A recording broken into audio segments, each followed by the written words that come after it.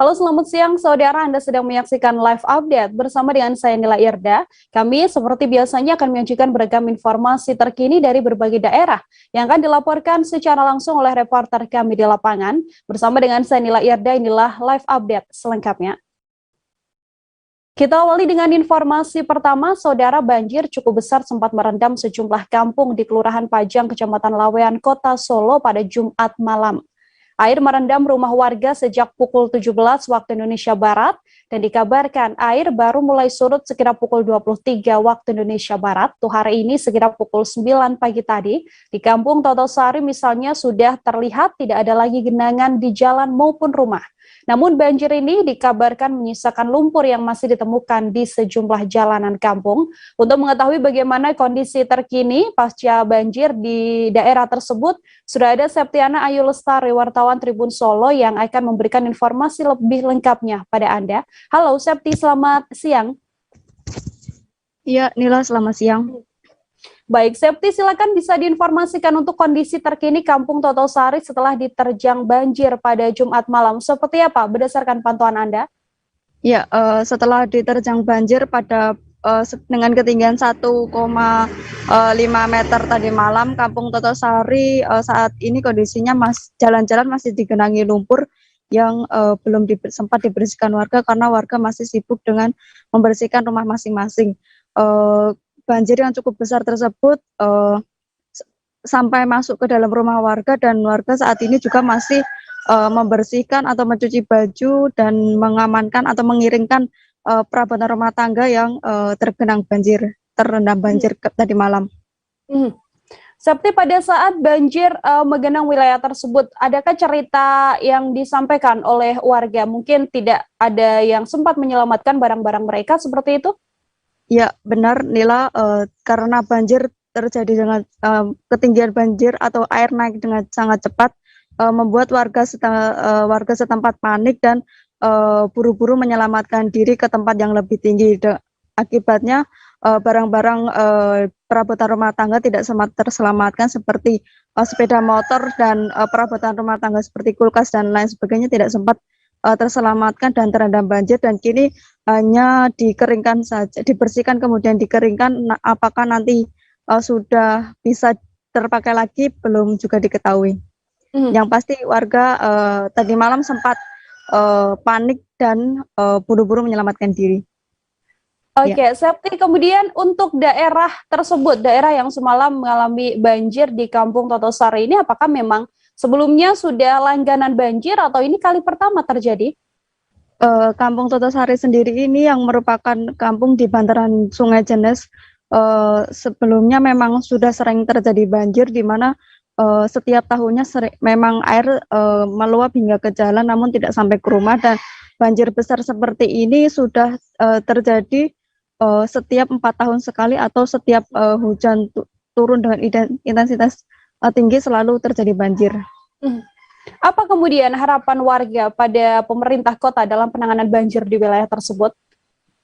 Harapan warga sendiri agar pemerintah kota Surakarta untuk dapat membangun talut yang ada di pinggirnya, dikarenakan di seberang sungai sudah tertalut dan di Kampung Totosari sendiri belum tertalut, sehingga apabila terjadi banjir air dengan cepat memasuki Kampung Totosari yang talutnya belum terbangun tersebut. Harapannya yaitu tadi agar segera dibangun talut oleh pemerintah kota Surakarta. Baik, terima kasih banyak Septiana Ayu Lestari, wartawan Tribun Solo atas informasi Anda. Selamat bertugas kembali, Septi.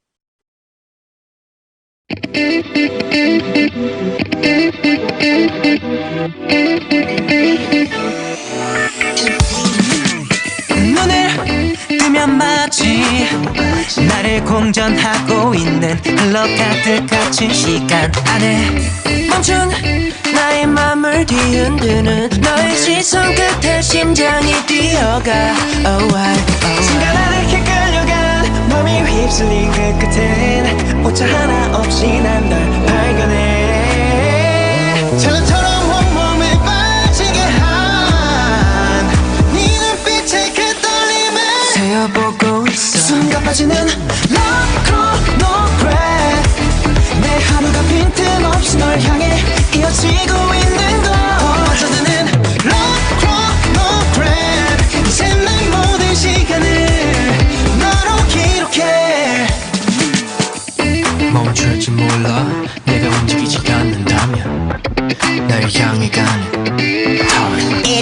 too late but the time is quickly running out so fast nowadays 이새우캔의 심장 소리도 틱탁거리네 말 럭커던 브레인 빠짐없이 널 적어내 내 태도 백없이 계속 달려가지 no break Our 기분 올라가 우린 기분 올라가 흘러가는 시간보다 더 빠르게 go straight 바뀐 차원의 패러다임 시계 바늘을 벗어나 너로 이 시간을 설명하려 해 영화처럼 내 맘에 더 선명하게 새겨지는 너 네 눈빛의 그 떨림을 세어보고 있어 숨가 빠지는 Love chronograph 내 하루가 빈틈없이 널 향해 이어지고 있는 걸 덮어져가는 Love chronograph 이제 내 모든 시간을 너로 기록해 주변 모든 곳에서 네가 보여 고민 오는 눈 It's your day 거부할 수도 없어 난 중력처럼 더 세게 날 너에게로 끌어당겨 더 빨라지는 Love chronograph 이거를 미친 속도로 더해 좁혀가고 있는 걸 멈추서는 Love chronograph 내 모든 미래는 너로 기록돼 Oh yeah 더 끝까지 숨이 차도 멈출 수가 없어 나는 더 Oh yeah 그곳에 네가 있는 걸 멈출 줄 몰라 내가 움직이지 않는다면 널 향해 가는 time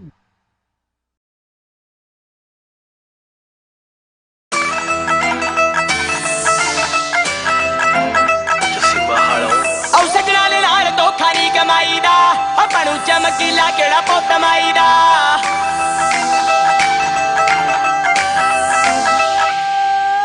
ਉਹ ਸਜਣਾ ਦੇ ਨਾਲ ਧੋਖਾ ਨਹੀਂ ਕਮਾਈਦਾ ਆਪਾਂ ਨੂੰ ਚਮਕੀਲਾ ਕਿਹੜਾ ਪੁੱਤ ਮਾਈਦਾ ਹਉ ਚੱਕਵਾਸੀ ਬੰਦਾ ਗੱਲ ਕਰੇ ਚੱਕਵੀਂ ਉਹ ਸੈਡ ਸੂੜ ਗਾਣਾ ਬਹੁਤਾ ਨਹੀਂ ਵਜਾਈਦਾ ਹਉ ਚੱਲਦਾ ਰਬੀਰ ਫੇਰ ਕਾੜ ਬੱਲੇ ਆਏ ਚਮਕੀਲੇ ਵਾਈਦਾ ਆਉ ਚੱਲਦਾ ਰਬੀੜ ਉੱਤੇ ਗਾਣਾ ਬੱਲੇ ਆਏ ਦੂੰਬੀ ਵਾਲੇ ਵਾਈਦਾ ਬੀਬੀ ਬੱਤੀ ਵਾਲੇ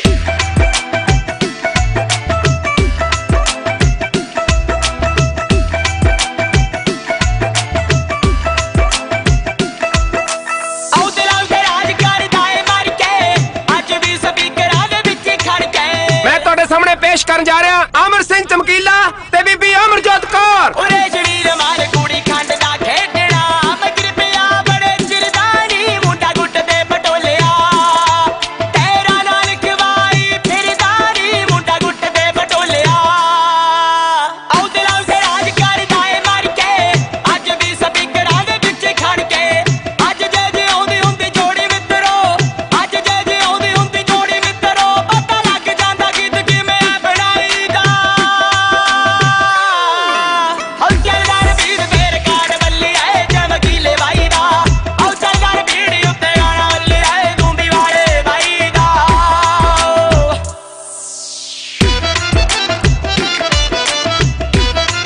ਦੂੰਬੀ ਵਾਲੇ ਵਾਈਦਾ ਦੂੰਬੀ ਵਾਲੇ ਵਾਈਦਾ ਸਾਰੀਆਂ ਇੱਟੇ ਪਾਉਣੀਆਂ ਦਿਲਾਂ ਵਿੱਚ ਹਿੱਟਣੀ ਇਹਨਾਂ ਦੇ ਸਹਾਰੇ ਲੈ ਹੋਏ ਬੜੇ ਹਿੱਟਣੀ ਸਾਰੀਆਂ ਇੱਟੇ ਪਾਉਣੀਆਂ ਦਿਲਾਂ ਵਿੱਚ ਹਿੱਟਣੀ ਇਹਨਾਂ ਦੇ ਸਹਾਰੇ ਲੈ ਹੋਏ ਬੜੇ ਹਿੱਟਣੀ ਰੰਧਾਵਿਆਂ ਦਾ ਸਮੀ ਇੱਕੋ ਕਰੇ ਅਰਦਾਸ ਰੰਧਾਵਿਆਂ ਦਾ ਸਮੀ ਇੱਕੋ ਕਰੇ ਅਰਦਾਸ ਰੱਬ ਸੁਣ ਲੈ ਜਹਿਲ ਫਿਰ ਸਾਰਾ ਜੱਗ ਜਾਊ ਉਹ ਮੁੜ ਕੇ ਤੂੰ ਆ ਜਾ ਚਮਕੀਲੇ ਬਾਈ ਓਏ ਗੱਲ ਸਿਰੇ ਲੱਗ ਜੂ ਉਹ ਮੁੜ ਕੇ ਤੂੰ ਆ ਜਾ ਚਮਕੀਲੇ ਬਾਈ ਓਏ ਗੱਲ ਸਿਰੇ ਲੱਗ ਜੂ ਉਹ ਮੁੜ ਕੇ ਤੂੰ ਆ ਜਾ ਚਮਕੀਲੇ ਬਾਈ ਓਏ ਗੱਲ ਸਿਰੇ ਲੱਗ ਜੂ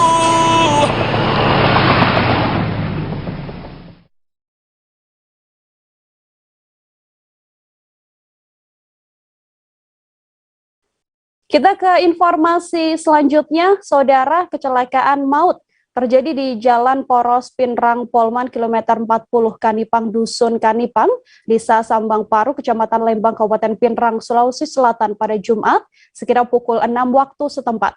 Kecelakaan ini melibatkan mobil Toyota Calya berwarna merah dengan nomor polisi E1774QE. Pengemudi mobil dikabarkan menabrak Mitsubishi Fuso dengan nomor polisi L9058 yang sementara singgah dan mengganti ban di jalanan tersebut. Untuk mengetahui informasi lebih lengkapnya terkait insiden ini, sudah ada Nining Anggraini, wartawan Tribun Timur, yang akan memberikan informasinya pada Anda. Halo Nining. Ya, halo Nila. Baik, Nining, silakan dengan informasi Anda. Untuk kronologis kecelakaan tersebut bisa diinformasikan seperti apa? Ya, baik. Jadi penumpang di mobil Toyota Calya ini ada 6 orang, yakni Sandi, Yusri, Reski, Usa, Reski Agustina, dan semuanya ini masih berumur. Ada yang berumur di bawah 17 tahun. Nah, satu orang meninggal dalam peristiwa tersebut. Nah, Kasat Lantas Polres Pinrang AKP Nawir Ening mengatakan kecelakaan ini berawal dari mobil Toyota Calya yang dikendarai oleh Fadli bergerak dari arah timur Kabupaten Pinrang menuju Kabupaten Polman. Nah, pada saat memasuki tikungan tajam tersebut, pengemudi menabrak truk yang saat itu mengganti ban atau singgah di bahu jalan. Nah, diketahui pada saat itu pengemudi truk tidak memasang segitiga pengaman di jalan, hanya memasang ranting pohon dan tas plastik di pinggir jalan tersebut, sehingga terjadilah kecelakaan yang mengakibatkan penumpang mobil Toyota ini mengalami luka-luka dan satu orang meninggal dunia di TKP. Seperti itu, Nila. Untuk kondisi terkini dari para korban berdasarkan informasi yang Anda himpun seperti apa, Nining?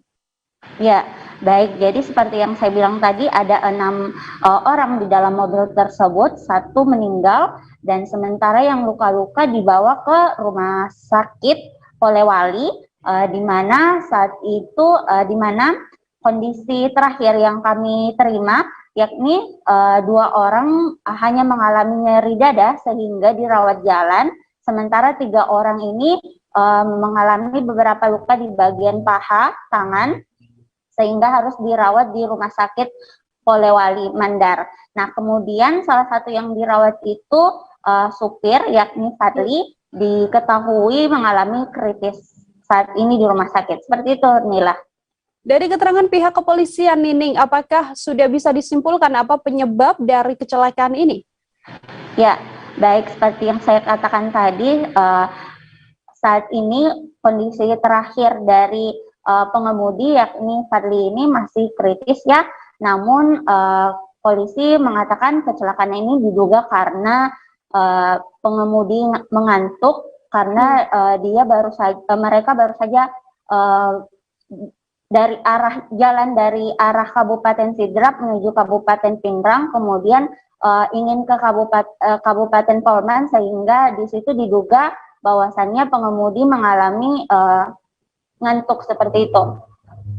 Oke, terima kasih banyak Nining Anggraini, wartawan Tribun Timur, atas informasi Anda. Selamat bertugas kembali, Nining. Kita lanjutkan ke informasi lain. Saudara, seorang anak berinisial JT yang baru berusia 10 tahun, warga Kelurahan Malene, Kota Manado, Sulawesi Utara, diduga menjadi korban kekerasan seksual. Kasus ini kemudian mendapatkan perhatian serius dari Kapolda Sulut Irjen Pol Mulyatno bersama dengan Kepala Dinas Pemberdayaan Perempuan dan Perlindungan Anak Daerah Provinsi Sulawesi Utara Kartika Diavitanos. Kepolisian sejauh ini sudah menyelidiki adanya 14 orang yang diduga sebagai tersangka, yang mana diantaranya merupakan orang-orang yang diduga dekat dengan korban. Untuk mengetahui informasi selengkapnya terkait adanya bocah 10 tahun yang dicabuli ini, sudah tersambung bersama saya Andreas Ruwo, wartawan Tribun Manado, yang akan memberikan informasinya pada Anda. Halo Andreas. Halo Nila. Baik Andreas, silakan dengan informasi Anda, bisa dijelaskan untuk awal mula terungkapnya kasus ini seperti apa informasinya? Ya, berdasarkan keterangan kepolisian ya, perkara dugaan perbuatan cabul atau persetubuhan terhadap anak inisial CT tersebut bermula dari korban di awal bulan Desember 2021 mengalami pendarahan pada alat kelaminnya. Pada awalnya ibu korban menduga korban mengalami menstruasi. Namun setelah beberapa hari berlangsung, pendarahan tidak kunjung berhenti dan kondisi anak tersebut semakin banyak pendarahannya sehingga ibu korban membawa korban ke dokter umum. Akan tetapi kondisi anak juga tidak kunjung membaik sehingga orang tuanya membawa yang bersangkutan ke rumah sakit Walter Mengutidi tanggal 28 Desember pada saat siang hari. Dan dari rekomendasi dokter rumah sakit agar anak tersebut dirujuk ke rumah sakit Prof. Kando dan agar juga ibu korban melakukan kejadian tersebut sebagai dugaan perbuatan cabul atau persetubuhan ke pihak kepolisian. Ya, begitu kira-kira. Untuk fakta-fakta yang telah berhasil diperoleh atau dihimpun oleh penyidik sejauh ini seperti apa, Andreas? Benarkah bahwa memang pelaku dari pencabulan bocah ini berjumlah belasan orang? Iya. Oke, dari yang mana sesuai keterangan Kapolda tersebut, jadi bukan pelaku tapi masih dalam pemeriksaan ya, masih terbatas saksi hingga belum ditetapkan pelaku hingga saat ini. Dan perkara perbuatan cabul atau persetubuhan terhadap di bawah umur ini terjadi sekitar awal bulan Desember 2021 di Kecamatan Maleneng, Kota Manado, dan dilaporkan di Polres Manado pada tanggal 28 Desember. Kemudian pada tanggal 28 itu, ibu korban datang sendirian melaporkan hal tersebut ke pihak Polres Manado dikarenakan korban sudah dirawat intensif di Prof. Kando ya, di rumah Kando. Maka prioritas penyidik saat itu demi pemulihan kondisi korban ya dengan berkoordinasi secara aktif dan insentif.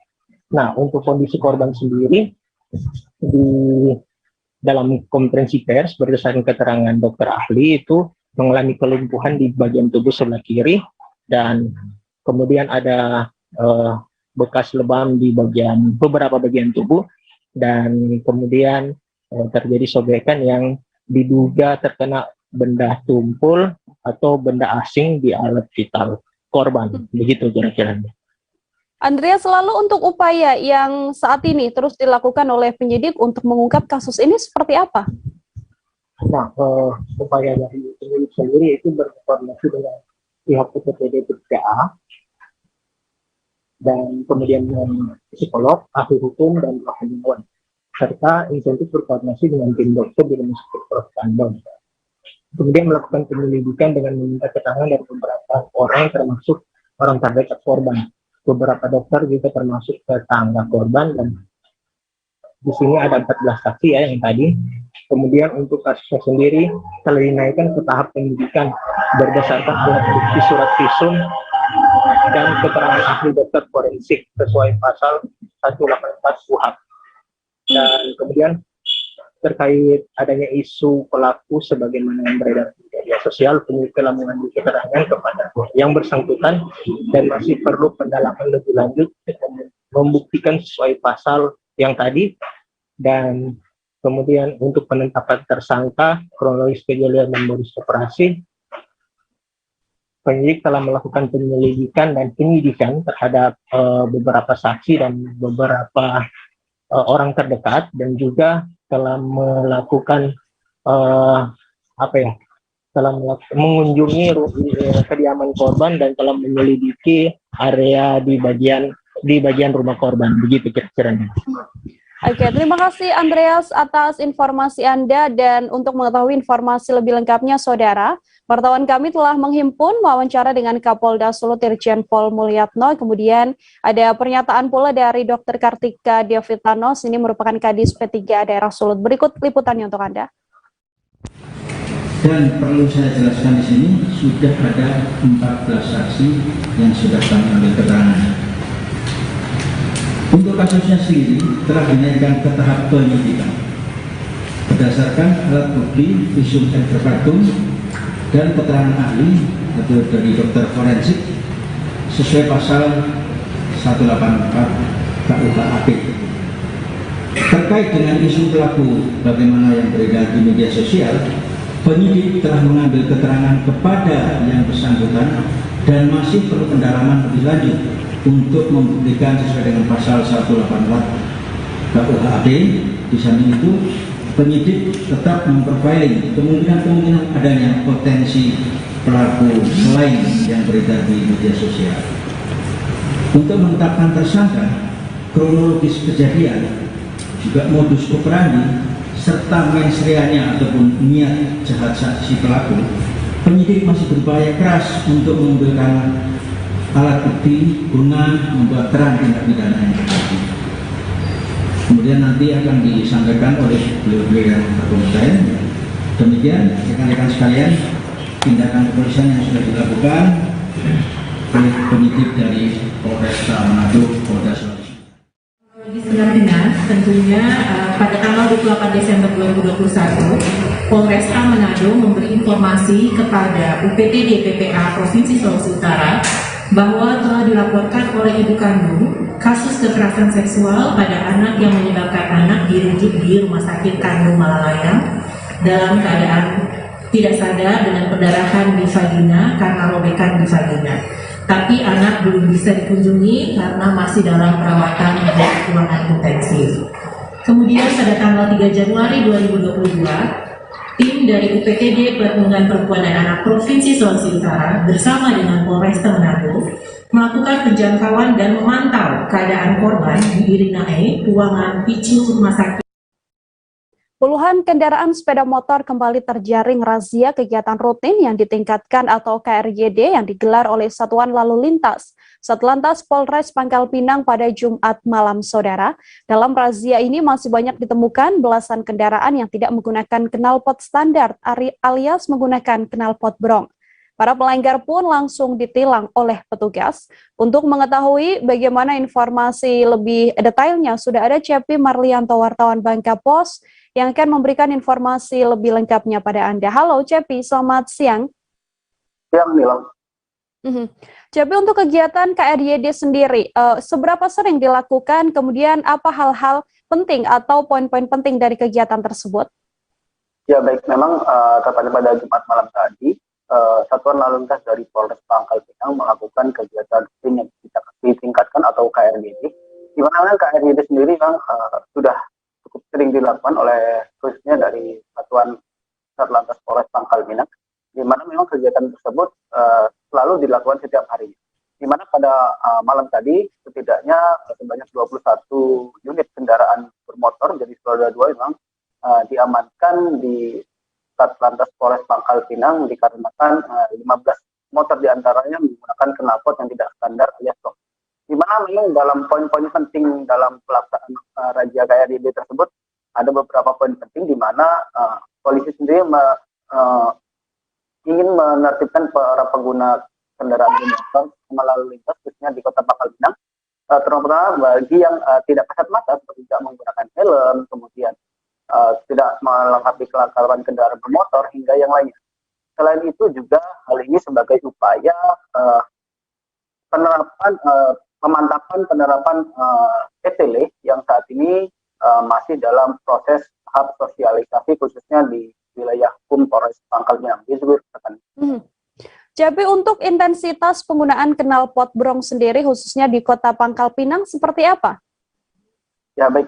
Berdasarkan keterangan dari Kepala Satuan Lalu Lintas Polres Pangkal Pinang, AKP Tony Susanto, untuk intensitas para pengguna knalpot brong sendiri di Kota Pangkal Pinang memang cukup tinggi, di mana pada tahun 2021 kemarin, tepatnya pada akhir tahun setidaknya, pihak polisi ini sudah berhasil mengamankan sekitar 200 knalpot brong yang didapati dari razia KRYD, baik itu secara stasioner atau menetap ataupun hunting ataupun berburu yang mengincar para kendaraan roda 2 yang memang menggunakan knalpot brong. Di mana untuk awal tahun ini sendiri setidaknya sudah berhasil diamankan sekitar 100 knalpot brong, gitu kan? Sanksi yang kemudian dikenaikan Cepi bagi para pelanggar lalu lintas maupun kendaraan yang memakai knalpot bising ini seperti apa dari pihak kepolisian? Ya baik. Memang berdasarkan keterangan dari Kasat Lantas Polres Pangkal Pinang, AKP Tony Susanto, memang para kendaraan tersebut melanggar aturan lalu lintas bagaimana yang tercantum di dalam pasal 285 ayat 1, junto pasal 16 ayat 3 Undang-Undang Lalu Lintas dan Angkutan tentang Undang-Undang Lalu Lintas dan Angkutan Jalan, di mana untuk sanksi yang diberikan kepada para pengguna knalpot leasing ataupun yang knalpot tidak sesuai standar pabrikan, khususnya dari Satlantas Polres Pangkal Pinang sendiri memang tidak segan-segan melakukan penahanan terhadap kendaraan baik itu roda 2 maupun roda 4 yang menggunakan knalpot gong selama 2 bulan. Selama waktu tersebut memang kendaraan belum bisa diambil hingga batas waktu yang akan ditentukan oleh pihak kepolisian selama 2 bulan. Selain itu memang selain dilakukan penahanan, pemilik kendaraan juga harus wajib mengganti knalpot yang digunakan kembali kepada standar pabrikannya, di mana ada aturan tersendiri tentang batas kebisingan yang dikeluarkan dari knalpot sebuah kendaraan tersebut. Begitu rekan. Oke, terima kasih banyak Cepi atas informasi Anda, dan Cepi juga telah menghimpun wawancara saudara dengan Kepala Satuan Lalu Lintas Polres Pangkal Pinang AKP Tony Susanto. Berikut laporannya untuk Anda. KRYD terkait dengan penindakan knalpot brong dan pengemudi yang tidak menggunakan helm. Tetapi kita ketahui bersama bahwa bukan dari Kota Pangkal Pinang saja, tapi masih banyak yang dari kabupaten-kabupaten. Kami jeda sejenak saudara, setelah ini masih akan ada beragam informasi lainnya untuk Anda, tetap di Live Update.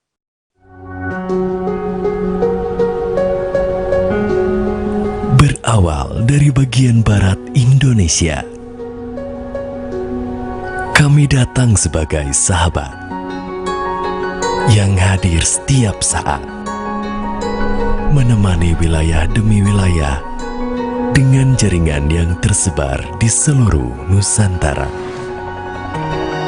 Seiring perkembangan zaman, kami mulai beradaptasi bersama majunya teknologi, membentuk dan dibentuk menjadi bagian tak terpisahkan dari masyarakat.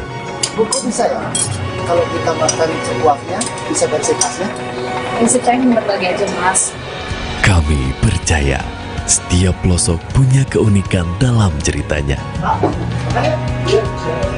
Keanekaragaman yang hadir untuk mempersatukan dan saling menguatkan.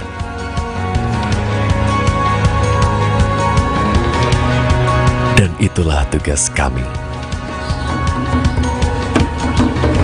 membawa beragam kisah dari sudut pandang setiap daerah untuk menjadi mata lokal menjangkau Indonesia.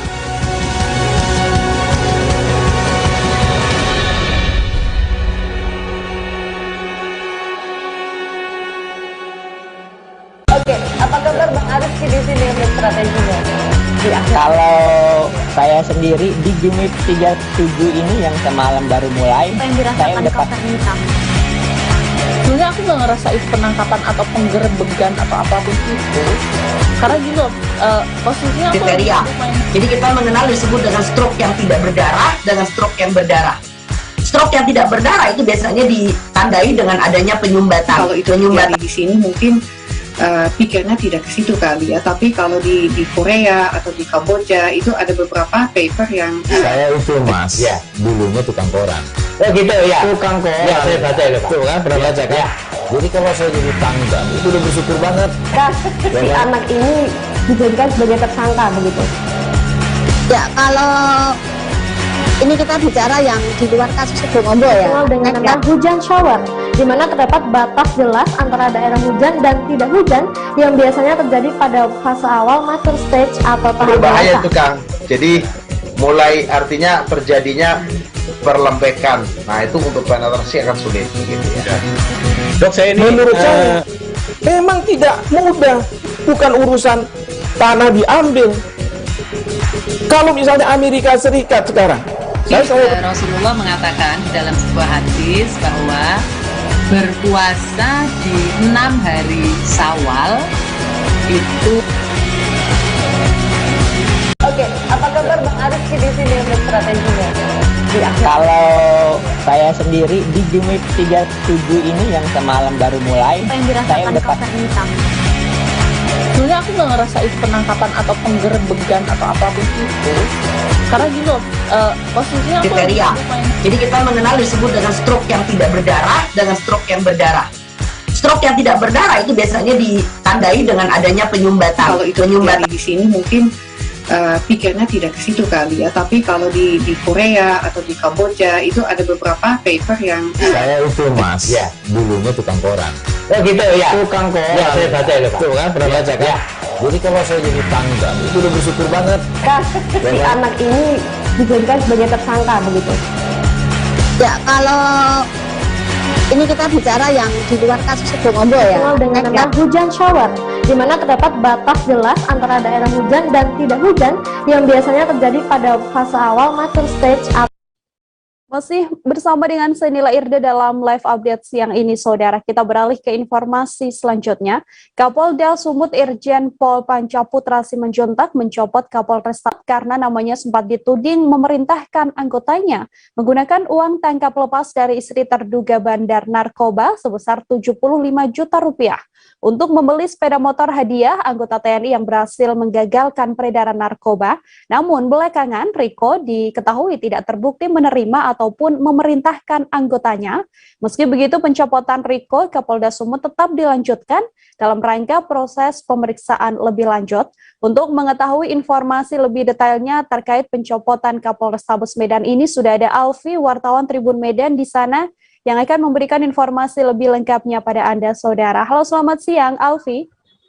Halo, selamat siang, Nila. Alfi, silakan dengan laporan Anda untuk kronologis awal kasus yang menjerat Kapolrestabes Medan hingga akhirnya sang Kapolrestabes ini dicopot. Seperti apa kasusnya? Ya, saat ini Kapolda Sumatera Utara melalui siaran konferensi persnya pada hari Jumat malam menegaskan bahwasanya Kapolrestabes Medan Kombes Pol Riko Sunarko dicopot dari jabatannya dan saat ini digantikan oleh Kombes Pol Fahmi yang sebelumnya menjabat sebagai di Irwasda Polda Sumut.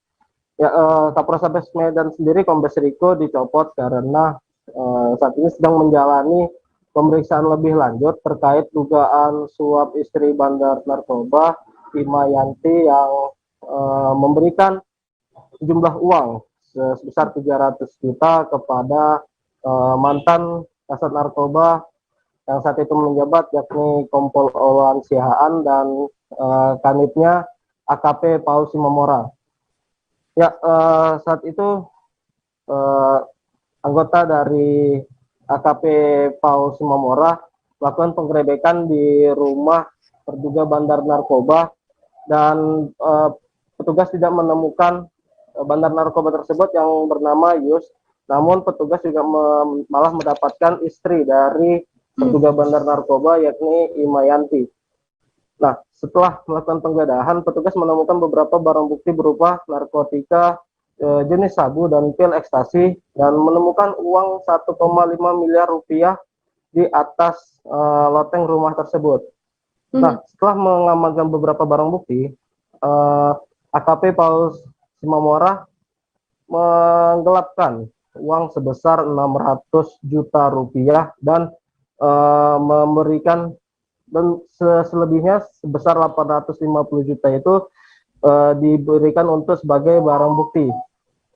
Nah, namun karena ada kesepakatan antara Imayanti dengan AKP Paul Simamora dan meminta untuk dibebaskan sehingga diberikan uang lagi sebesar 300 juta rupiah. Namun karena ketika uang tersebut sudah diberikan dan barang bukti yang tadi sebesar 1,5 miliar pun dikembalikan, namun Imayanti terkejut dan mendapati bahwasanya uang tersebut hanya bersisa 850 juta rupiah.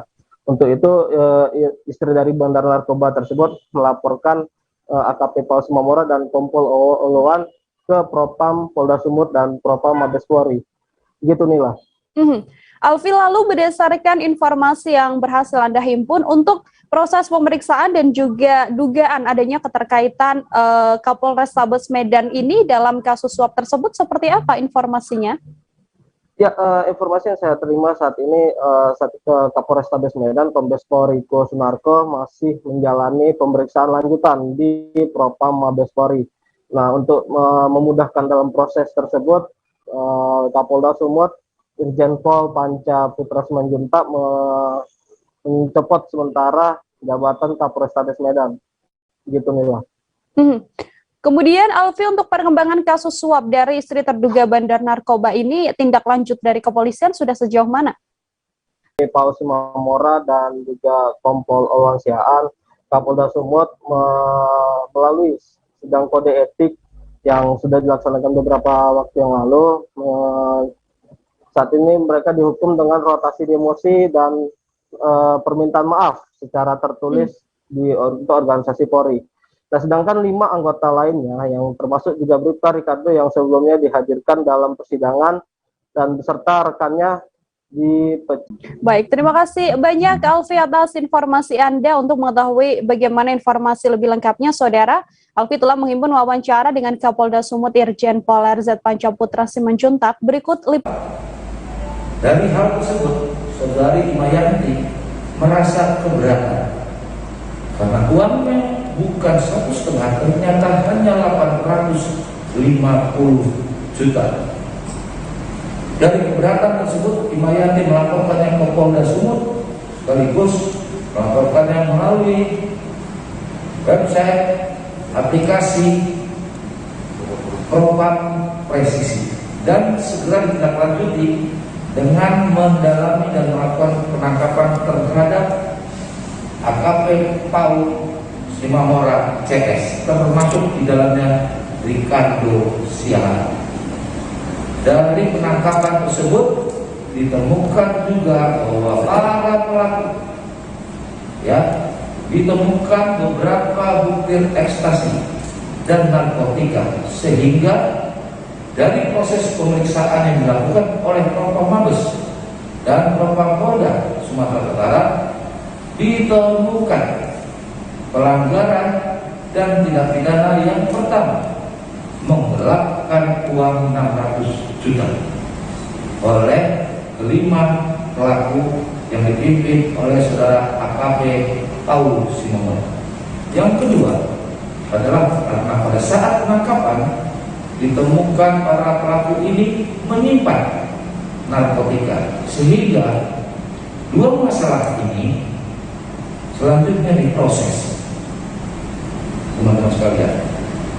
Diproses baik khususnya melalui proses persidangan, kode etik profesi Polri, dan pidana umum. Kita beralih ke informasi lain, Saudara. Menteri Pariwisata dan Ekonomi Kreatif Menparekraf Sandiaga Salahuddin Uno mengunjungi kampus Batam Tourist Polytechnic atau BTP pada Jumat 21 Januari. Dalam kunjungannya ke kampus pariwisata satu-satunya di Provinsi Kepulauan Riau ini, Menteri Sandiaga berharap agar BTP dapat menghasilkan lulusan yang berkualitas. Di hari yang sama, Sandiaga Uno juga diketahui mengunjungi kawasan Nongsa Batam untuk meninjau kesiapan travel bubble. Untuk mengetahui informasi lebih lengkapnya terkait kunjungan dari Sandiaga Uno, sudah ada Roma Uli Sinaturi, wartawan Tribun Batam, yang akan memberikan informasi lebih lengkapnya pada Anda, Saudara. Halo, Roma. Halo, rekan Mila. Baik, terkait kunjungan dari Menteri Sandiaga Uno dan juga sempat mendatangi travel bubble, sudahkah ada informasi terkait kapan diumumkannya secara resmi pelaksanaan travel bubble ini? Baik, terima kasih rekan Nila. Usai mengunjungi salah satu kawasan yang ditetapkan menjadi titik travel bubble nantinya, Sandiaga Uno sudah melaporkan kepada pemerintah pusat. Nah, dalam pelaporan itu sudah diputuskan bahwasanya tanggal 24 Januari 2022 mendatang akan diumumkan secara resmi kapan dilaksanakannya pelaksanaan travel bubble di Indonesia ini. Begitu rekan Nila. Lalu berdasarkan pantauan Anda, Roma, kemana saja kunjungan dari Menparekraf Sandiaga Uno ini selama berkunjung ke Batam? Baik, terima kasih rekan Nila.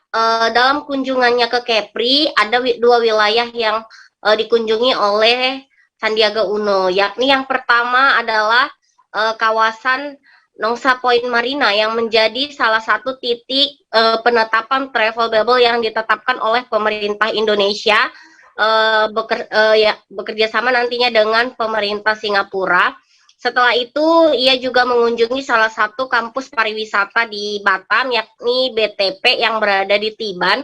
Usai dari kunjungannya tersebut, beliau masih sempat melakukan sholat Jumat di salah satu masjid yang ada di Kota Batam, Nila. Setelah itu, beliau melanjutkan kembali perjalanannya ke Bintan, tepatnya di tempat wisata Lagoy, di mana tempat wisata ini juga akan dijadikan titik pelaksanaannya travel bubble di Indonesia. Begitu, Nila. Melihat potensi wisata di Kepri begitu ya, Roma, dari hasil kunjungan yang dilakukan oleh Menparekraf ini, apa harapan dari Sandiaga Uno yang disampaikan? Baik, terima kasih rekan Nila. Dari kunjungannya tersebut ada beberapa harapan yang akan yang sudah disampaikan oleh Sandiaga Uno, yakni travel bubble ini bisa diterapkan secara maksimal di 2 kawasan yang sudah ditentukan oleh pemerintah pusat dan didukung dengan sumber daya manusia yang unggul dari kawasan tempat wisata tersebut. Begitu rekan Nila. Oke, untuk mengetahui informasi selengkapnya, saudara, wartawan kami juga telah menghimpun wawancara dengan Menparekraf RI Sandiaga Salahuddin Uno. Berikut liputannya untuk Anda. Gubernur, Pak Direktur, rekan-rekan Menparekraf, hari ini kita canangkan kebangkitan ekonomi kita di SDM yang memiliki daya saing kelas internasional. Batam Tourism Polytechnic ini sudah memiliki kerjasama dengan Kementerian Pariwisata dan Ekonomi Kreatif dengan pemerintah mencetak SDM unggul. Nah, dengan uji cobakannya travel bubble, mudah-mudahan minggu depan insya Allah tidak ada arah melintang, maka kita perlu dukungan SDM yang kuat untuk lapangan kerja yang akan membawa pelayanan terbaik di Kepri.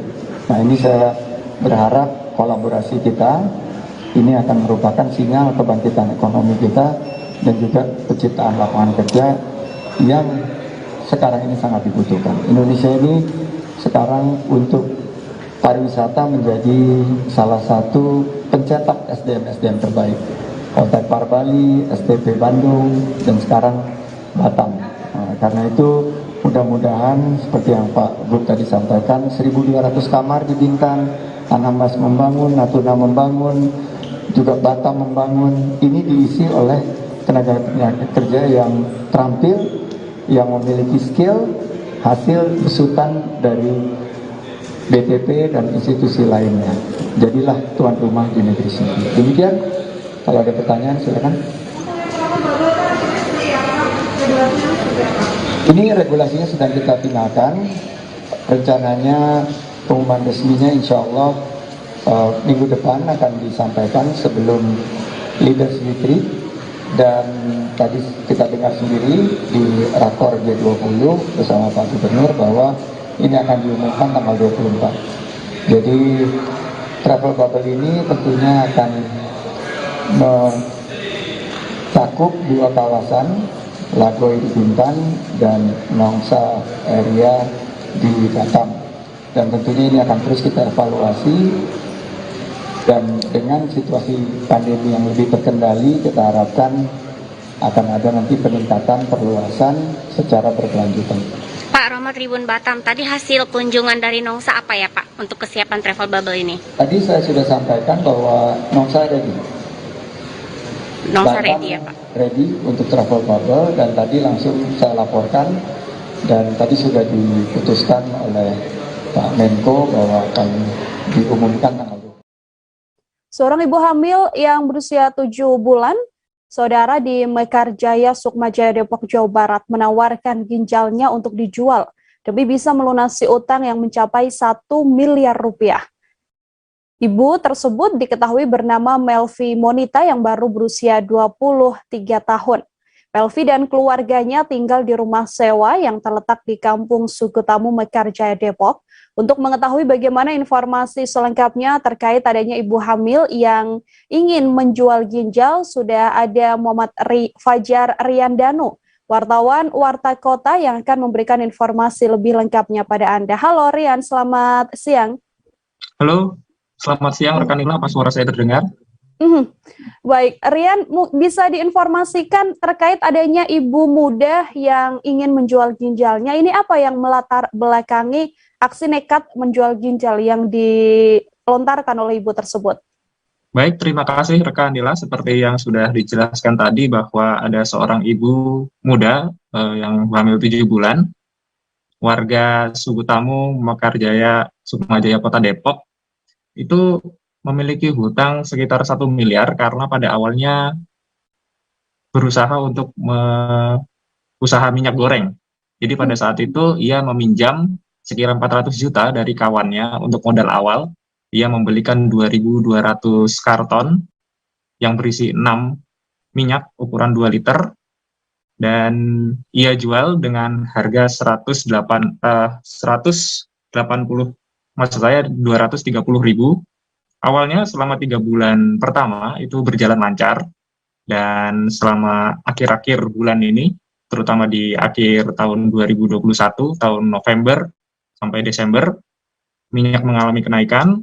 Akhirnya stok yang banyak tadi akhirnya tidak terjual, dan akhirnya Bu Monita tadi membanting harga dengan menjualnya sebesar 186.000 per karton.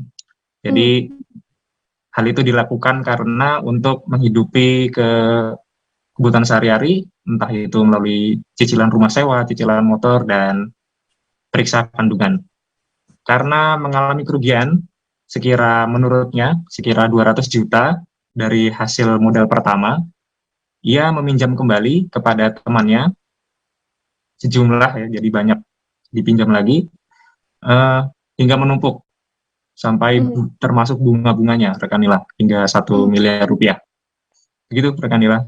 Oke, artinya memang 1 miliar rupiah ini karena memang beberapa kali meminjam dari temannya ya, Rian ya, untuk usaha yang dilakukan. Kemudian informasi terkait bahwa Melvi Monita atau ibu ini mendapatkan teror selama belum bisa mengembalikan uang hutang 1 miliar rupiah ini, informasinya seperti apa? Baik. Terima kasih rekan Nila. Untuk teror sendiri memang ada menurutnya, karena memang ia meminjam dari rekan ya, dari sesama kerabat. Jadi untuk teror-teror sendirinya, ia mengatakan bahwa memang tidak terlalu kasar, walaupun ada yang kasar, tapi tidak sampai untuk menghina ataupun memaki ataupun berteriak-teriak gitu. Teror yang didapatkan adalah tekanan ya, karena dia meminjam ke kerabat, jadi dia sendiri pun juga tidak enak karena sama-sama butuh dan jumlahnya pun cukup banyak, terutama di modal awal yang 400 juta itu. Saat ini setelah kabar ibu tersebut ingin menjual ginjal, apakah ada tindak lanjut dari pemerintah kota mungkin untuk diberikan bantuan seperti itu? Baik, terima kasih rekan Nila. Untuk bantuannya sendiri, ketika saya terakhir datang pada Jumat kemarin pukul 4:30, Bu Monika menceritakan bahwa sudah ada sejumlah pegawai pemerintahan, terutama camat setempat. Namun belum diketahui apakah hasil kesepakatan itu, kalau Bu Monika sendiri menjelaskan hanya datang, menjenguk, karena memang dia sebelumnya sudah viral di media sosial. Namun perihal tindak lanjut seperti memberikan bantuan atau advokasi, itu pada hari Jumat lalu, jam 5:30 sore, belum mendapat keterangan lebih lanjut. Hanya datang berkunjung ke rumah. Begitu, rekan Nila. Oke, terima kasih banyak Rian, wartawan Warta Kota, atas informasi Anda. Untuk mengetahui pengakuan lengkap dari ibu hamil yang nekat hendak menjual ginjal ini, saudara, telah terhimpun wawancara dengan Melvi Monita untuk Anda. Berikut liputan selengkapnya. Jadi saya mengalami kerugian yang cukup besar. Terus saya minjem ke sana buat menutupi kerugian ini. Terus minjem lagi buat mengganti yang saya pinjam. Jadi gali lubang tutup lubang seperti itu. Pinjamnya kemana? Ke temen, kadang minjem pakai akun pinjaman temen gitu. Bukan pinjam online? Bukan. Berapa yang hutang Mbak itu berapa? Sekitar lumayan besar ya. Kalau disebutin juga kaget dan shock. sekitar 1 M. 1 M. Lebih tepatnya berapa Mbak? 900 atau 1 M lebih? Hampir 1 M sih. 900-an juta lebih? Iya. Udah berapa bulan yang lalu.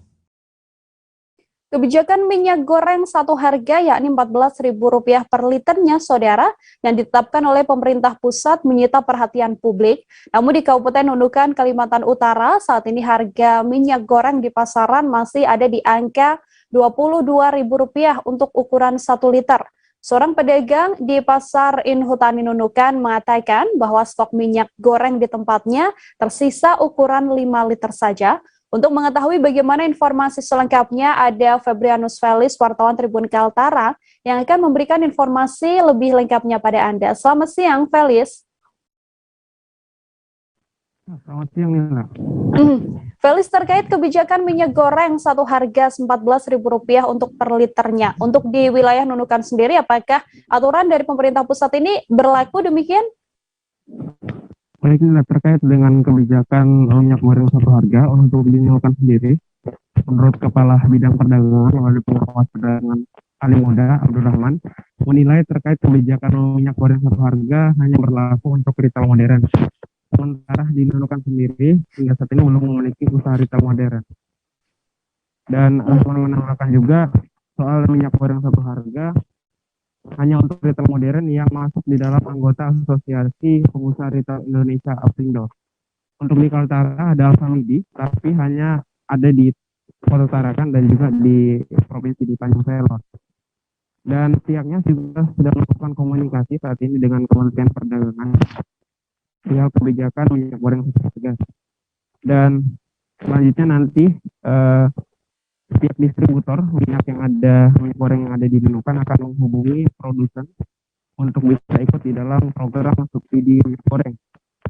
Seperti itu, Nila. Felis, kemudian untuk harga minyak goreng di wilayah Nunukan, kecuali mereka yang memang sudah menerapkan aturan 14.000 per liter ya, itu ada di kisaran berapa? Untuk di Kabupaten Nunukan sendiri saat ini memang masih menjual minyak goreng yang stok per November 2021 kemarin. Dan untuk harganya saat ini masih di kisaran 22.000 untuk ukuran 1 liter. Dan juga untuk ukuran 5 liter itu ada sedikit peningkatan harga dari 95.000 menjadi 105.000 untuk ukuran 5 liter. Begitu. Untuk sejauh ini keluhan dari pembeli, adakah yang mengeluarkan keluhan begitu ya terkait penetapan harga minyak goreng ini di sana, Felis? Ya, memang untuk di Nunukan sendiri nih lah, harga minyak goreng meskipun naik di pasaran, namun hingga saat ini memang belum ada kekhawatiran yang dikeluhkan dari konsumen karena untuk di Nunukan sendiri minyak goreng ada alternatif lain, yaitu minyak goreng dari toko Malaysia, yang mana setiap hari suplai minyak goreng dari toko Nunukan itu sebanyak 60 dus dengan harga yang memang sangat terjangkau, kisaran 16 sampai 17.000 untuk ukuran 0,9 ml. Sehingga memang saat ini tidak ada keluhan dari konsumen. Begitu. Baik, terima kasih Febrianus Felis, wartawan Tribun Kaltara atas informasi Anda. Selamat bertugas kembali, Felis.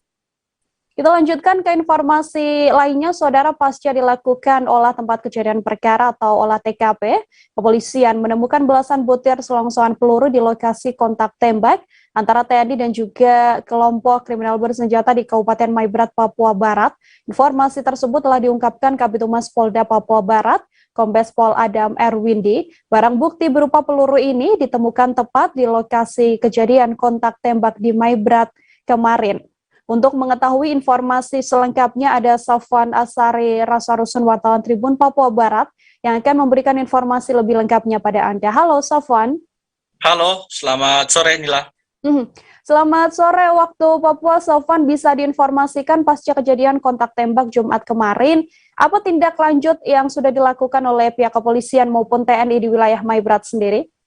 Ya, Nila dan juga Tribuners dimanapun Anda berada, hari ini dapat saya kabarkan dari Papua Barat bahwa pasca terjadi kontak tembak antara TNI dan juga kelompok separatis bersenjata di wilayah Maibrat kemarin, Polda Papua Barat menerjunkan sejumlah personil dari Krimsus dan Brimob Polda Papua Barat untuk membantu Polres Sorong Selatan dan TNI khususnya dari Kodim Maibrat untuk mengejar pelaku yang melakukan penyerangan terhadap para prajurit TNI pada saat hendak mengerjakan jembatan di Kabupaten Maibrat itu sendiri, dan saat ini telah dilakukan pengejaran dan TNI Polri bersinergi untuk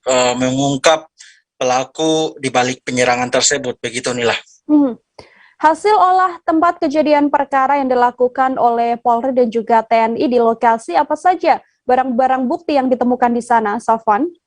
Ya, berdasarkan keterangan yang kami peroleh dari Kabid Humas Polda Papua Barat, beliau menjelaskan bahwa untuk sementara hasil olah TKP di tempat kontak tembak antara TNI dan kelompok separatis bersenjata di wilayah Maibrat ditemukan kurang lebih 13 butir selongsong peluru begitu. Baik, ada 13 butir selongsong peluru, dan sudahkah bisa dipastikan bahwa selongsongan peluru yang ditemukan ini milik dari kelompok separatis di Maibrat, Safwan? Ya, menurut keterangan dari Kabid Humas Polda Papua Barat, beliau menjelaskan bahwa dari ke-13 selongsong peluru itu berukuran kurang lebih 55,6 dan bisa dipastikan bahwa itu adalah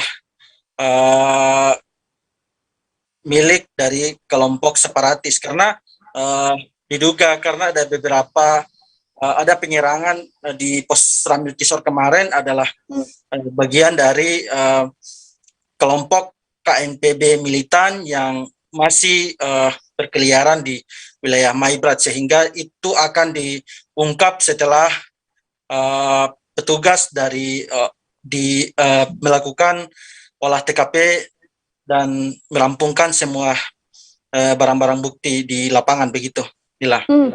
Oke, terima kasih Safwan atas informasi Anda. Untuk mengetahui bagaimana informasi selengkapnya, saudara, sudah ada terhimpun wawancara dengan Kabid Humas Polda Papua Barat, Kombes Pol Adam Erwindi. Berikut liputan lengkapnya untuk Anda. Terkait kejadian tersebut juga Pak Polda Papua Barat juga memerintahkan untuk backup Polres Sorong Selatan dengan mengirim tim dari Krimsus maupun dari Brimob untuk bekerja sama dengan TNI yang ada di sana untuk mencari dan menyisir para pelaku agar bisa kita tangkap dan mempertanggungjawabkan perbuatannya. Ya, untuk hasil olah TKP sampai saat ini masih kami menunggu dari pihak Polres Sorong Selatan. Namun informasi awal yang kami dapat memang di TKP di lokasi penembakan tersebut ada ditemukan 13 butir selongsong peluru kaliber 55,6. Nah, itu ditemukan 13 biji, 13 butir.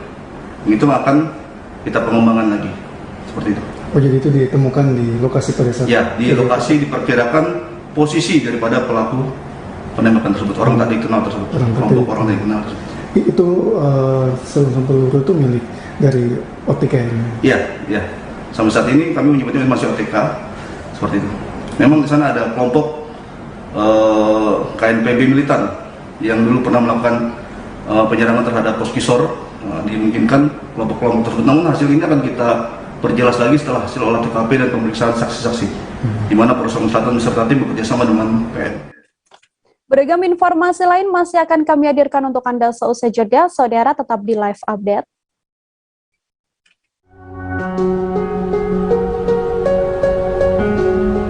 Berawal dari bagian barat Indonesia dan saling menguatkan.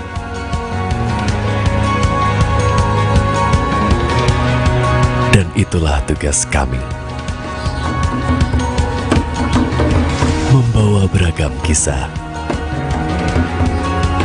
dari sudut pandang setiap daerah untuk menjadi mata lokal menjangkau Indonesia.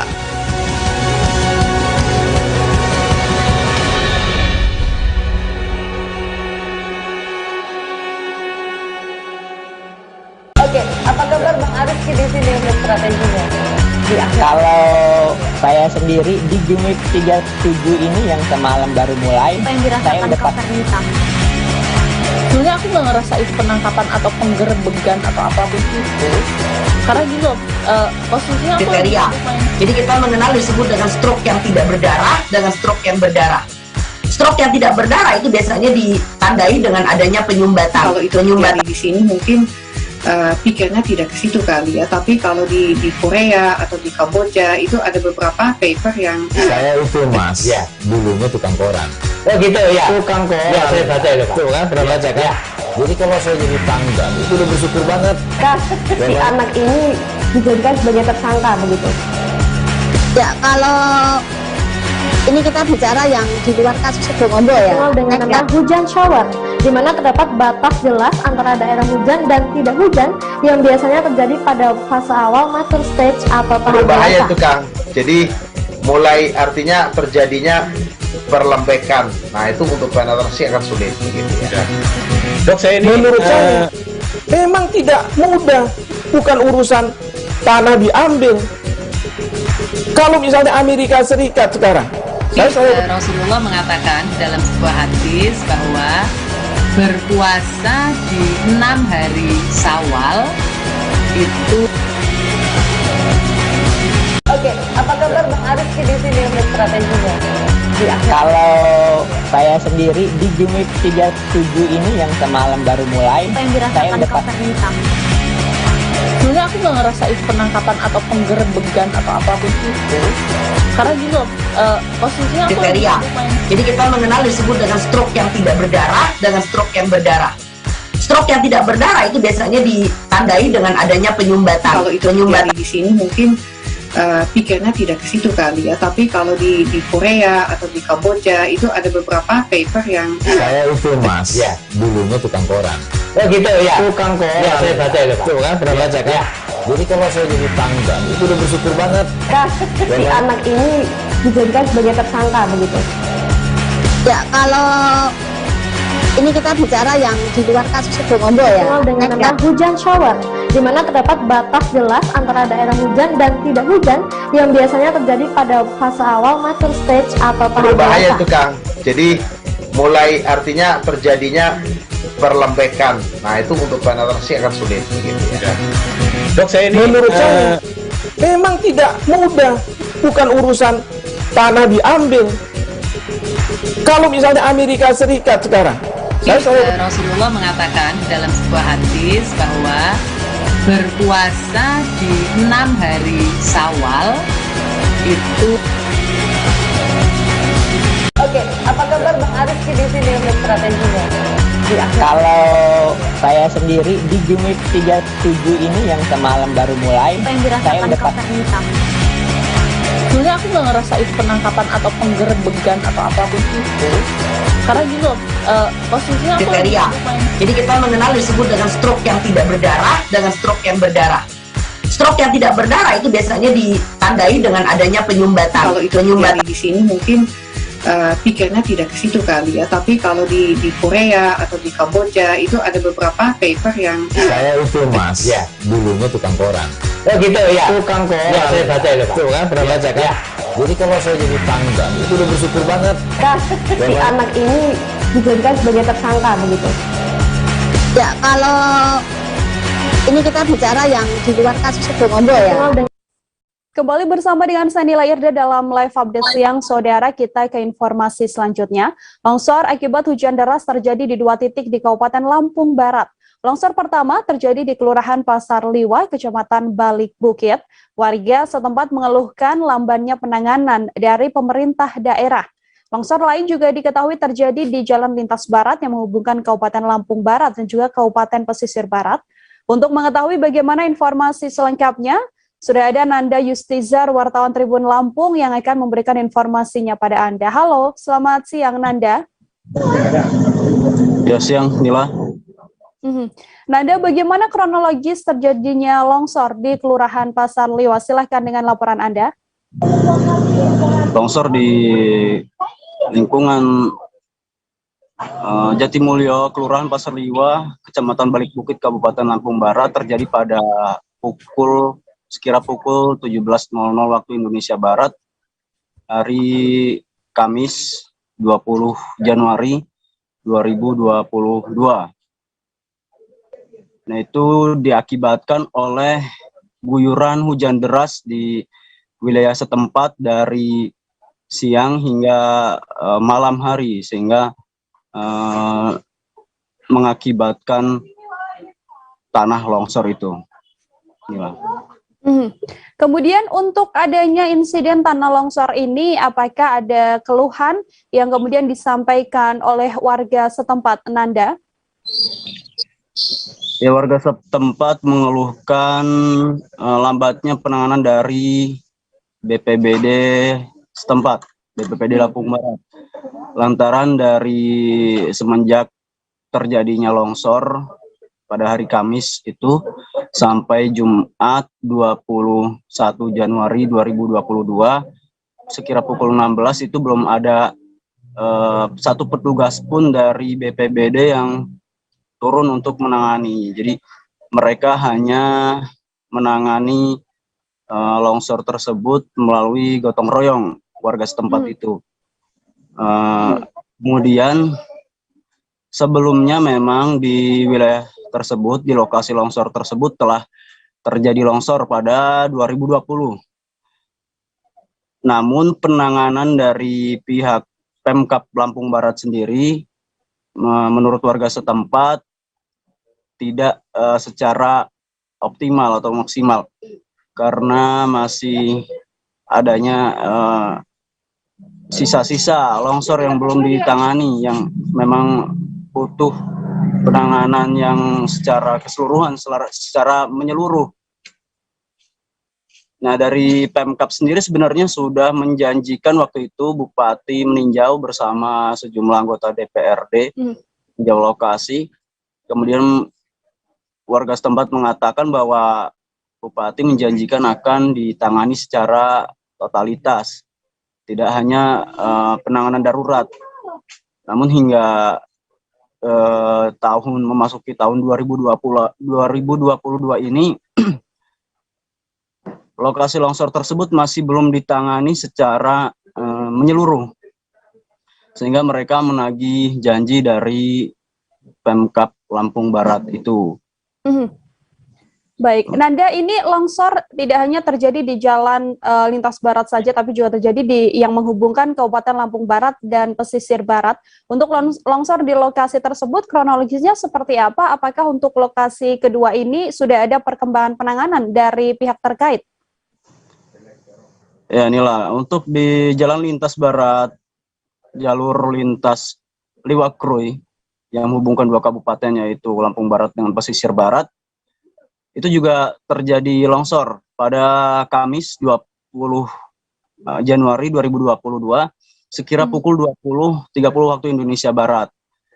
Itu juga diakibatkan lantaran guyuran hujan deras di wilayah setempat yang dari siang sampai malam hari.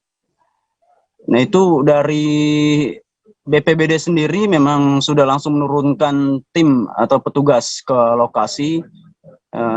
Butuh penanganan sekira 4 jam hingga akhirnya bisa dilewati karena sempat tertutup jalanan itu, tidak bisa dilewati oleh kendaraan baik roda 2 maupun roda 4, tidak bisa melintas. Kemudian ditangani oleh Satgas BPBD, itu penanggulangan bencana daerah, bersama dengan warga, Polri, TNI, dan instansi lainnya. Butuh waktu 4 jam selesai, baru bisa dilewati, hanya buka tutup jalur.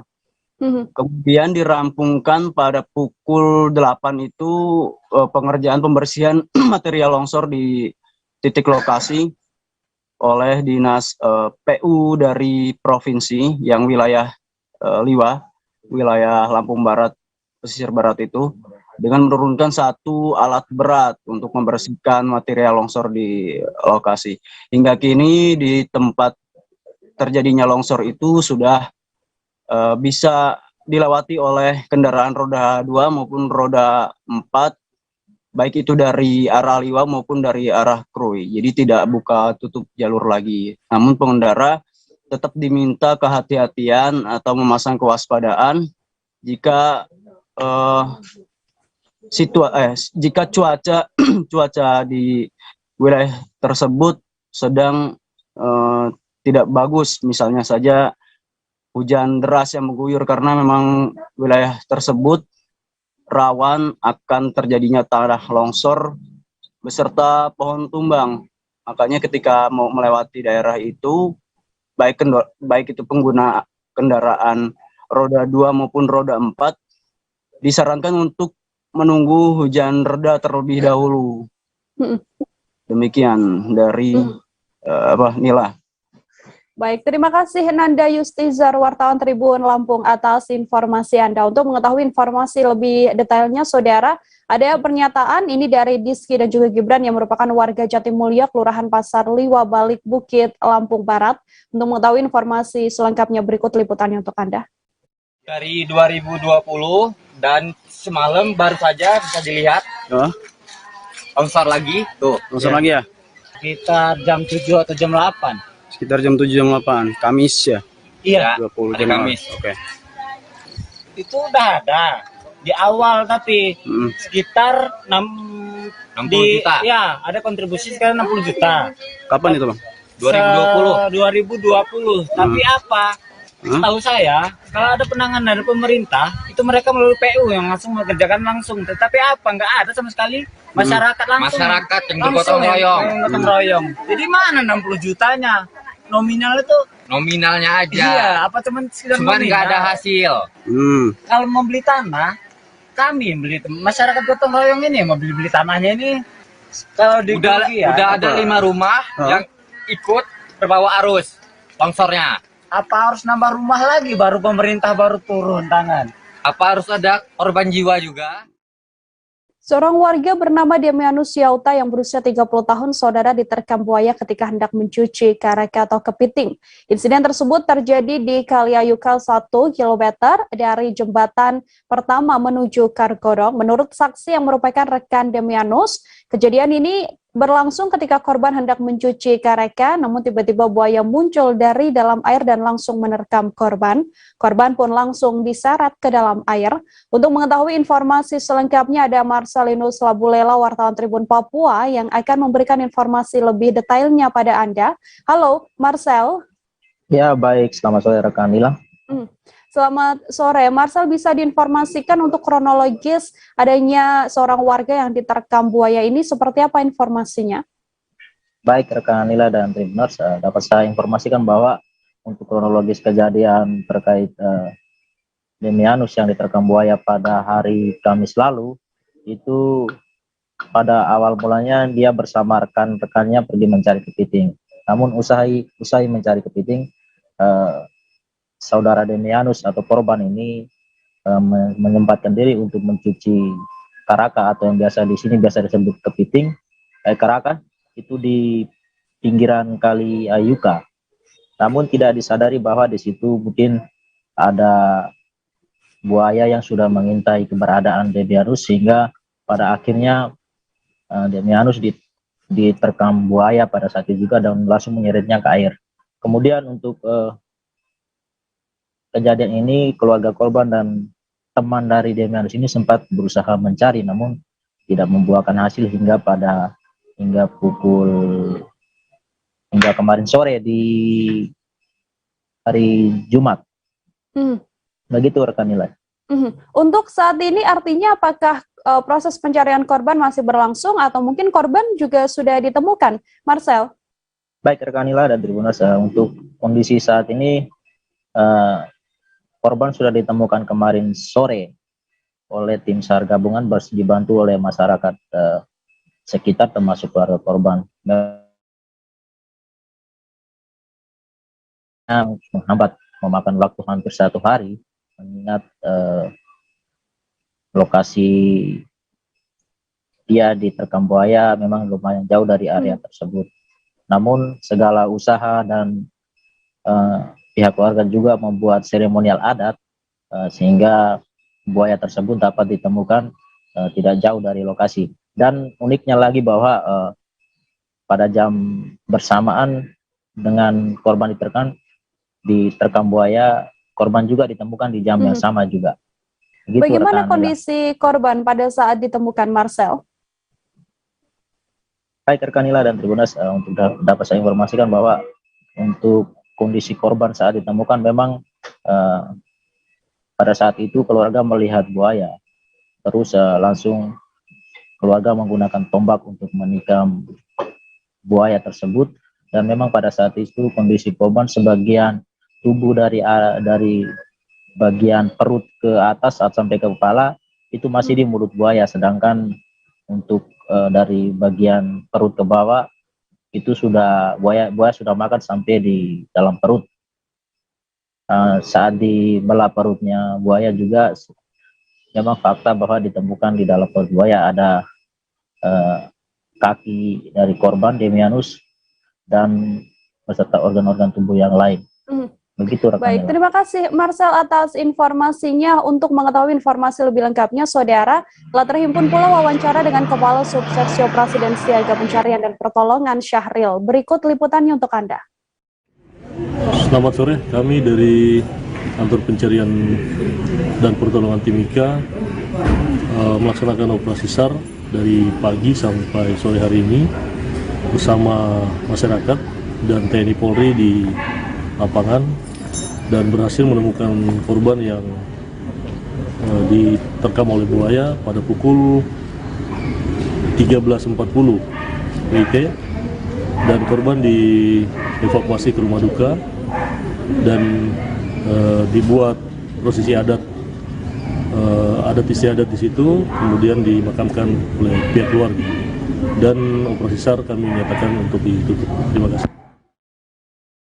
Satreskrim Polres Langsa menciduk satu orang tersangka spesialis pencurian burung, peliharaan, dan pembobol rumah, saudara, yakni DH 28 tahun warga Dusun Kenanga Gampong Seulah Baru, Kecamatan Langsa Lama. Tersangka DH yang sebelumnya masuk dalam DPO Polres Langsa ini ditangkap di daerah persembunyiannya di Desa Lingi, Kabupaten Aceh Tengah pada Rabu malam. Kasat Reskrim mengatakan pengungkapan kasus pencurian dengan pemberatan ini berawal dari adanya laporan dua korban pemilik burung murai batu yang hilang dicuri oleh pelaku. Untuk mengetahui informasi detailnya ada Zubir, wartawan Serambi di sana yang akan memberikan informasi lebih lengkapnya pada Anda. Halo Zubir. Halo Zubir, selamat siang.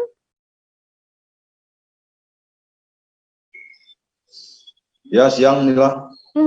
Oke, Zubir, bisa dijelaskan untuk kronologis penangkapan dari tersangka ini seperti apa? Kemudian sudah berapa lama tersangka ini melakukan aksi pencurian? Jadi bisa kita jelaskan sesuai pengakuan dari tersangka yang disampaikan oleh Kasat Reskrim Ibtu Krisna, bahwa pelaku yang merupakan residivis kasus yang sama, kasus pencurian, telah melakukan aksinya ini ada di beberapa tempat. Namun untuk korban yang baru melapor baru 2 orang.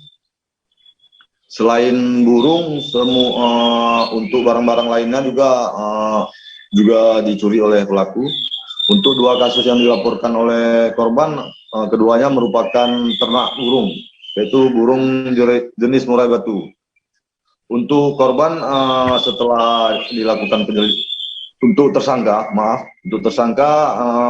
setelah dilakukan penyelidikan oleh pihak Satreskrim Polres Langsa, diketahui berinisial DH dan ada satu orang lagi berinisial U yang kini masih buron, terekam CCTV sehingga aparat mudah untuk mengetahui dari ciri-ciri pelaku. Sebelumnya juga telah ditemukan barang bukti dari penadah yang saat ini masih dalam pemeriksaan yang mengarah kepada pelaku DH. Jadi setelah cukup bukti, pihak aparat mengeluarkan DPO, status DPO pada tersangka sekitar kurang lebih 1 bulan. Tersangka diketahui berada di daerah Aceh Tengah, di tempat persembunyiannya, dan pada tanggal 12 kemarin tim Resmo berhasil menciduk DH di tempat persembunyian tersebut. Jadi dari 2 korban yang melapor, jumlah burung yang dicuri sekitar 9 ekor. 1 orang korban 3 ekor, 1 orang lagi 6 ekor. Oke, lalu setelah ada barang bukti yang disita oleh pihak kepolisian, 1 orang lagi yang masih buron ini apakah sudah langsung ditetapkan dalam daftar pencarian orang juga, Zubir? Ya, untuk saat ini 1 orang lagi sudah juga ditetapkan DPO karena berdasarkan pengakuan dari tersangka DH, dia bekerja tidak sendiri, melainkan ada 1 orang yang berinisial U yang kini sudah ditetapkan juga menjadi DPO untuk beraksi masuk ke rumah dan ruko dari kedua korban. Jadi untuk kasus yang ditetapkan kepada tersangka pencurian dengan pemberatan. Berapa ancaman hukuman yang kemudian nantinya akan ditetapkan kepolisian pada tersangka ini, Zubir? Jadi untuk hukuman dari keterangan Kasareskrim maksimal 9 tahun karena dia telah melakukan perbuatan yang sama 2 kali. Baik, terima kasih banyak Zubir, wartawan Serambi Indonesia atas informasi Anda. Selamat bertugas kembali, Zubir. Kita ke informasi selanjutnya, Saudara. Meski nihil terhadap kasus COVID-19 di Kabupaten Tapin, tempat isolasi terpusat pasien COVID-19 di Kabupaten Tapin ini tetap dijaga oleh petugas. Tempat isolasi terpusat yang berada tepat di Jalan Bypass Kecamatan Tapin Utara, Kabupaten Tapin ini dahulunya merupakan gedung sanggar kegiatan belajar dari Dinas Pendidikan Kabupaten Tapin. Gedung ini resmi dimanfaatkan pemerintah Kabupaten Tapin sebagai pusat karantina pasien COVID-19 di Tapin untuk kategori pasien yang bergejala ringan dan juga pasien tanpa gejala. Untuk mengetahui bagaimana informasi selengkapnya, ada wartawan kami dari Banjarmasin Post, Stanislaus Sene yang akan memberikan informasinya pada Anda. Halo, selamat siang, Stan. Halo, selamat siang, Dila. Baik, Stan, bisa diinformasikan untuk kondisi terkini dari tempat isolasi terpusat di Kabupaten Tapin meskipun sedianya sudah sedikit. Baik, selamat siang Nila dan juga Tribuners. Dapat saya informasikan dari Kabupaten Tapin, Provinsi Kalimantan Selatan, terkait dengan keberadaan tempat isolasi terpusat yang ada di Jalan Bypass, Kecamatan Tapin Utara, Kabupaten Tapin. Dapat saya informasikan bahwa keberadaan tempat isolasi terpusat yang dibuka sejak Juli 2020 lalu ini memang sampai saat ini masih ada dan tersedia untuk pasien yang memang terindikasi COVID-19 dengan kategori atau status pasien tanpa gejala dan juga pasien yang memiliki gejala ringan. Keberadaan tempat isolasi terpusat ini sampai saat ini dapat saya informasikan bahwa meskipun nihil terhadap kasus penyebaran COVID-19, tempat isolasi terpusat ini sampai saat ini masih terus dijaga oleh aparat keamanan dan juga Satgas COVID-19 yang ada di Kabupaten Tapin. Seperti itu. Apa kemudian alasan hingga saat ini tempat isolasi terpusat di Kabupaten Tapin ini masih terus dijaga oleh petugas TEN? Informasi yang kami terima atau kami himpun di lapangan memang penjagaan terhadap tempat isolasi terpusat hingga kini masih terus berlangsung itu dikarenakan memang antisipasi terhadap penyebaran COVID-19 yang ada di Kabupaten Tapin, terutama mengantisipasi adanya lonjakan kasus di gelombang ketiga atau varian baru yang memang akhir-akhir ini sempat jadi trending dibicarakan, itu keberadaan jenis Omikron. Seperti itu, Nila. Dari unsur mana saja petugas yang berjaga, kemudian apakah penjagaan ini dilakukan selama 24 jam non-stop, Stan? Dapat kami informasikan bahwa unsur yang terlibat dalam tempat isolasi terpusat ini itu ada unsur TNI Polri, lalu ada Satpol PP dan juga dari Dinas Perhubungan dan gabungan dengan Dinas Kesehatan Kabupaten Tapin. Dan keberadaan tempat isolasi terpusat ini dijaga 24 jam dengan sistemnya itu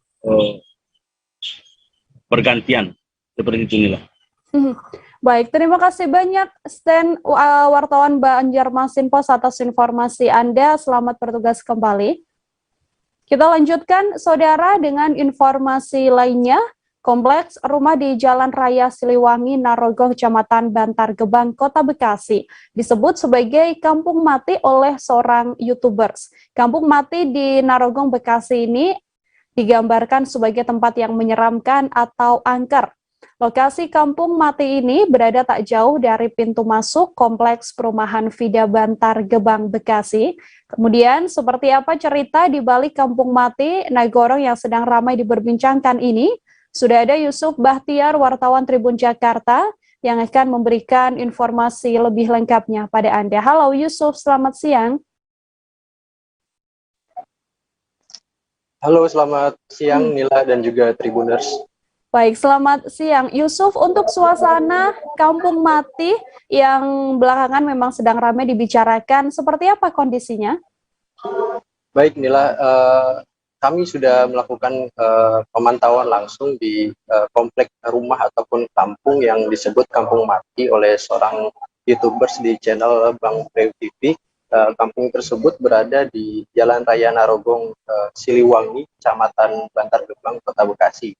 Adapun pada saat peninjauan langsung oleh Tribun, memang komplek perumahan tersebut tidak ada penghuni sama sekali ataupun sudah lama ditinggal oleh pemiliknya. Adapun akses masuk menuju perkampungan itu berada di gang sempit yang berhimpitan dengan area ruko ataupun tempat usaha warga setempat.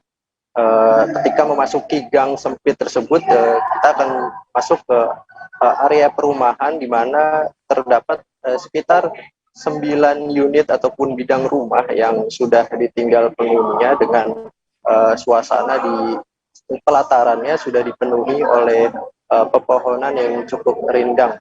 Di sana juga masih terdapat beberapa barang-barang ataupun yang sempat ataupun tidak sempat dibawa pergi oleh pemiliknya. Adapun di rumah tersebut memang masih utuh ataupun bangunannya masih terlihat baik, dalam arti hanya beberapa bagian rumah yang mengalami kerusakan karena memang sudah ditinggal pergi oleh penghuninya, begitu Nila. Adakah fakta yang bisa diungkapkan Yusuf dari adanya kampung mati ini? Kemudian bisakah diketahui apa sebenarnya yang membuat sejumlah pemilik rumah begitu ya meninggalkan rumah mereka? Baik Nila, berdasarkan informasi dari Ketua RT setempat bernama Nur Ali, komplek rumah ataupun kampung yang disebut kampung mati ini merupakan area yang sudah dibebaskan oleh salah satu pengembang perumahan di wilayah setempat. Adapun warga yang dahulu menetap di sekitar 9 bidang rumah itu sudah pindah sejak sekitar 2 tahun silam. Adapun kompleks rumah itu nantinya akan dijadikan salah satu properti dari pengembang kawasan perumahan. Adapun kampung mati sendiri adalah istilah yang disebutkan oleh salah satu ataupun beberapa channel YouTube di mana mereka mencoba mereview ataupun mengambil gambar di komplek kampung tersebut ataupun rumah tersebut dan membuat sebuah narasi ataupun konten yang seolah-olah menyeramkan. Adapun dari keterangan Ketua RT di lingkungan setempat, warga yang dahulu tinggal di situ memang sudah berpindah di beberapa rumah di wilayah tidak jauh di daerah Bantar Gebang, dan ada pula yang di beberapa tempat di Kota Bekasi. Di sana rumah tersebut sudah dibeli dan saat ini memang kondisinya belum dibangun ataupun belum dibongkar oleh pengembang yang sudah membeli tanah tersebut. Begitu Nila. Oke, terima kasih banyak Yusuf atas informasi Anda, dan untuk mengetahui bagaimana informasi lebih detailnya, Saudara, Yusuf telah menghimpun wawancara dengan Ketua RT setempat yakni Nur Ali. Berikut liputannya untuk Anda. Salah, ini sebenarnya tanah ditinggal sama pemiliknya karena udah dijual sama PIDA. Itu aja sebetulnya, lagian ini belum lama, cuman karena rumputnya musim hujan, tumbuhnya cepet jadi kelihatannya rindang gitu aja. Itu salah kaprah itu, nggak benar, itu bohong. Nggak ada apa-apa di sini, lagian juga saya tiap malam keluyur sampai situ jam 1 masih lewat, nggak ada masalah, nggak ada apa-apa, nggak ada serem, nggak ada. Orang lagi ini belum lama ini karena musim hujan, rumputnya cepat, jadi kelihatannya rindang. Nah itu buktinya tiap hari orang Bapak Aib itu ada. Itu nanam pohon pisang, nanam sereh, ya, 6 kepala keluarga. Ada yang Pedurena, ada yang Cikiwul, udah pindah kelurahan, beda kelurahan. 2 tahun yang lalu. 2 tahun yang lalu kan ya. Belum lama. Lautan manusia, Saudara, mengiringi Pelebon Ida Cokorda Pemecutan 11. Puncak Pelebon ini digelar pada Jumat 21 Januari melalui berbagai rangkaian prosesi dari ngenjing, melas pasbade, pangebenan, hingga pengayundan abu ke pantai. Sosok almarhum Ida Cokorda sendiri begitu melekat dan menjadi suri tauladan bagi keempat anaknya dan juga halayak luas. Ida Cokorda Pemecutan 11 ini berpulang di usia 76 tahun karena sakit. Lautan manusia ini pun mengiringi prosesi Pelebon tersebut. Untuk mengetahui informasi selengkapnya, ada Putu Supartika, wartawan Tribun Bali, yang akan memberikan informasi lebih lengkapnya pada Anda. Halo, Putu. Halo, Nila.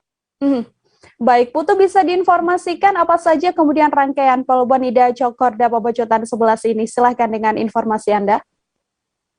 Baik Nila dan saudara, untuk diketahui bahwa Ida Cokorda Pemecutan ke-11 ini berpulang atau meninggal pada tanggal 22 Desember tahun 2021 lalu. Dan untuk upacara Pelebon Ida puncaknya yakni kemarin pada Jumat tanggal 21 Januari 2022. Untuk rangkaian dari Pelebon ini sebenarnya sudah dimulai pada tanggal 2 Januari 2022 lalu dengan upacara memandikan jenazah. Selanjutnya pada tanggal 18 Januari 2022 dilanjutkan dengan upacara meped atau iring-iringan, di mana yang terlibat dalam iring-iringan ini yakni ada kesenian rodat dari Kampung Muslim Kepaon Denpasar. Selanjutnya ada juga ogoh-ogoh. Selain itu ada juga pemuspan yang berbentuk seperti badai dengan ukuran yang lebih kecil. Selanjutnya kemarin pada tanggal 21 Januari 2022 untuk rangkaian upacaranya dimulai pukul 3.30 pagi, di mana acara ini berlangsung hingga sekitar pukul 20 WITA. Dan untuk Pelebon sendiri puncaknya itu dimulai pada pukul 12:05, di mana jenazah dibawa dengan menggunakan badai tumpang 11 menuju ke kuburan atau Setro Agung Badung. Demikian Nila. Lalu bagaimana pengaturan saat Pelebon ini berlangsung, Putu? Baik, untuk kegiatan Pelebon ini diikuti oleh hampir puluhan ribu masyarakat dan juga dari keluarga Puri sendiri, karena diketahui bahwa Ida Cokorda adalah sosok yang sangat disegani oleh masyarakat dan juga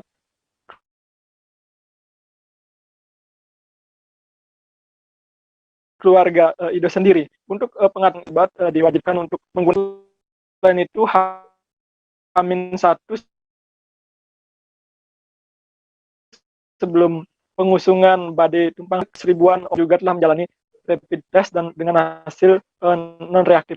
Selain itu warga masyarakat yang hadir juga diminta untuk menerapkan protokol kesehatan setidaknya dengan menggunakan masker. Walaupun demikian, karena begitu banyaknya masyarakat yang hadir, sehingga dari tim seperti baik itu dari Pecalang, Satpol PP agak kesulitan untuk mengatur jarak dari masyarakat, sehingga diwajibkan untuk menggunakan masker. Demikian Nila. Untuk situasi pasca pelebuhan ini sendiri setelah adanya lautan manusia yang mengikuti prosesi seperti apa, Putu? Oke, untuk situasi terkini pada Sabtu 22 Januari 2022 pagi, jalan yang sebelumnya ditutup yakni depan Puri sudah dibuka kembali, yakni Jalan Tamrin, Kota Denpasar, di mana pada saat pelaksanaan pelebuhan sendiri selama hampir 3 hari jalanan ditutup secara total di depan Puri Pemecutan, yakni dari arah Jalan Hasanuddin menuju Jalan Tamrin, begitu juga Jalan Imam Bonjol menuju arah Tamrin dialihkan ke Jalan Gunung Batur. Untuk pagi tadi kendaraan yang lewat di depan Puri sudah normal dan tidak terlihat kegiatan yang berarti di Puri. Selain itu di kawasan Setro atau kawasan kuburan tempat berlangsungnya upacara pelebon atau pembakaran jenazah kemarin juga sudah mulai dibersihkan oleh tim kebersihan setempat, di mana ada sebanyak 8 orang tim kebersihan yang tadi pagi melakukan pembersihan, di mana ada pembakaran bekas ogoh-ogoh, pembakaran bekas bade, juga pembakaran bekas tempat pembakaran yang kemarin memang belum habis terbakar saat upacara pembakaran jenazah. Demikian Nila. Oke, terima kasih banyak Putu Supartika, wartawan Tribun Bali atas informasi Anda. Untuk mengetahui informasi selengkapnya, wartawan kami saudara juga telah menghimpun wawancara dengan anak kedua Ida Cokorda Pemecutan 11, anak Agung Ngurah Damar Negara. Berikut liputannya untuk Anda. Melaksanakan upacara ngaben keamanan utama untuk ayah saya di Sekolah Pemecutan Kaping Solar. Jadi itu kan rentetannya selama 1 bulan.